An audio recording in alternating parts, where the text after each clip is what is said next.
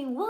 I hope that you are doing well, and I hope that you had a lovely 4th of July weekend, or perhaps you're continuing your weekend on even today. So thank you all so much for joining with us, and what a blessing just to reflect on the freedom that we have in Jesus, right? For it is for freedom that Christ has set us free, as it says in Galatians 5, I believe it is. So thank you all so much for the opportunity to open God's Word for a few minutes here in our Walking by Faith community. And so this morning, the Holy Spirit led me to a few passages of Scripture that I would love to share with you.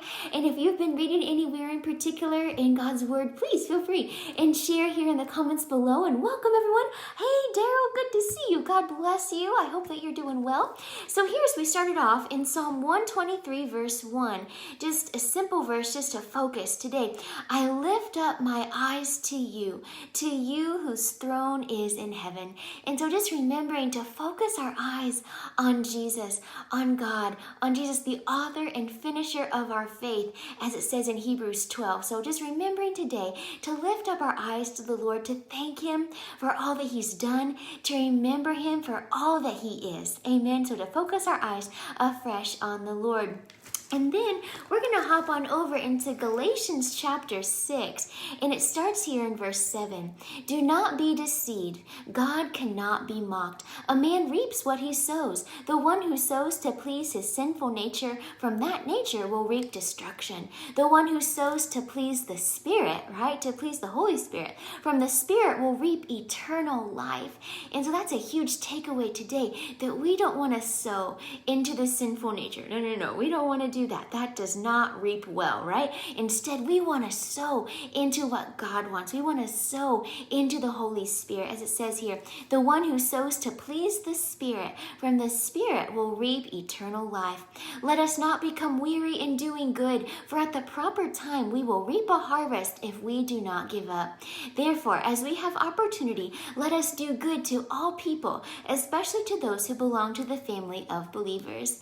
And so just thinking about that today, it's like, Lord, help me to sow into what you would have me to sow into. Help me to take time in your word. Lord, help me to spend time with you. Help me to cultivate that relationship with you, right? That time is never wasted. We want to sow into what God would have us to. But then also, as it says in verse 9, not to become weary in doing good. And some days it's easier than others. Some days, we face bigger trials, but we have to remember that God is faithful through them all. He never leaves us. He never forsakes us. He's always the same. Jesus Christ is the same yesterday, today, and forever. And so we always want to, again, like it said in Psalm 123, lift up our eyes to Him who is in heaven, and always to be reminded to not become weary in doing good. So be encouraged with that. And then it says in verse 10 that as we have opportunity, to let us do good to all people, especially to those who are in the body of believers. Amen. So then also in verse 14, I love this. It says this, may I never boast except in the cross of our Lord Jesus Christ, through which the world has been crucified to me and I to the world. And so remembering that it's not by anything that we have done to gain salvation, but it's all by what Jesus has done, right? By grace are we saved through faith, not of works, so that anyone can boast, right? So instead, if we're going to boast, if we are going to, proclaim, about how we've received our salvation, it's all through Jesus, right? So as it says in verse 14 here in Galatians 6, may I never boast except in the cross of our Lord Jesus Christ, through which the world has been crucified to me and I to the world. And as it says also in Galatians 2:20, for I am crucified with Christ, right? It's no longer I who lives, but Christ in me. So that's what we want. Amen. So just remember the freedom that Jesus has purchased for us. In fact, if we go back one chapter here in Galatians, to Galatians 5, it says this, it is for freedom that Christ has set us free. Stand firm then, and do not let yourselves be burdened again by a yoke of slavery.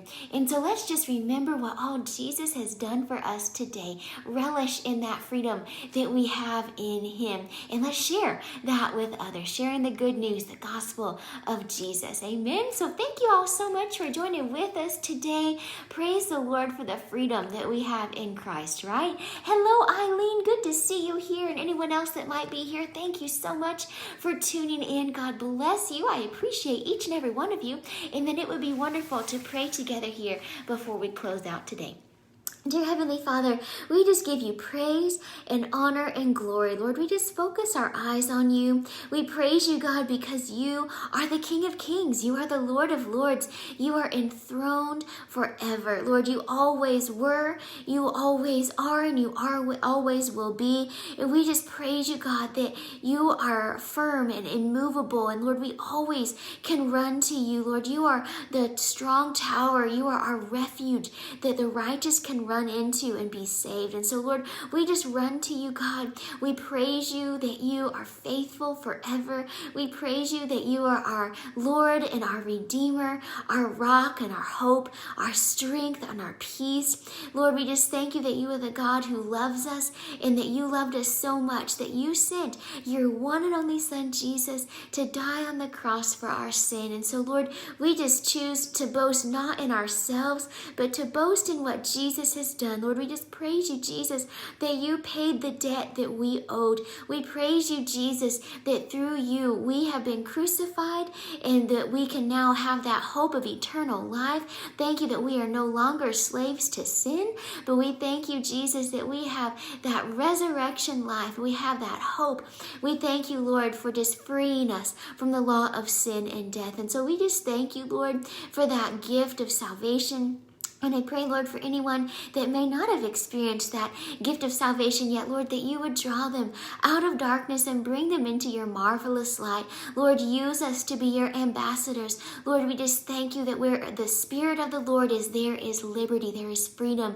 So, Lord, we just welcome you, Holy Spirit, today. We welcome you to have your way in our lives, that we would walk by the Spirit and not gratify the lusts of the flesh.